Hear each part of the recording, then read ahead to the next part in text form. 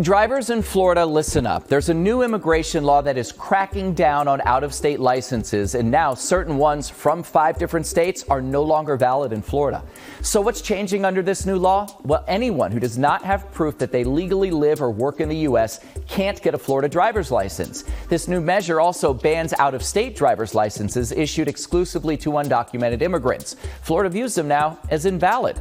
So what happens if you have an out-of-state driver's license? Well, if you get stopped for a traffic violation and give the police officer an out-of-state driver's license that's now considered invalid, you're going to get a ticket for driving without a valid license. Who's affected by this crackdown? Well, the Florida Department of Highway Safety and Motor Vehicles listed the out-of-state license classes that are now invalid here in the Sunshine State.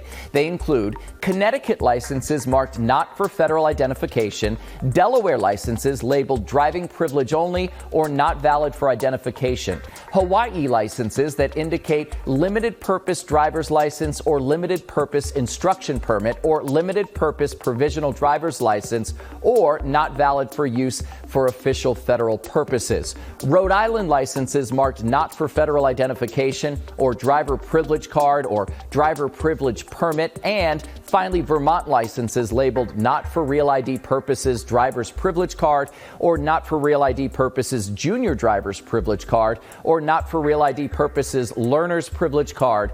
And the change all comes as part of a larger crackdown by Florida Governor Ron DeSantis, who is blaming the Biden administration for what he says is a crisis at the southern border. The governor said the license changes are meant to combat illegal immigration.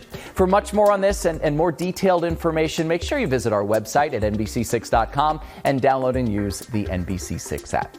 I'm Chris Anderson.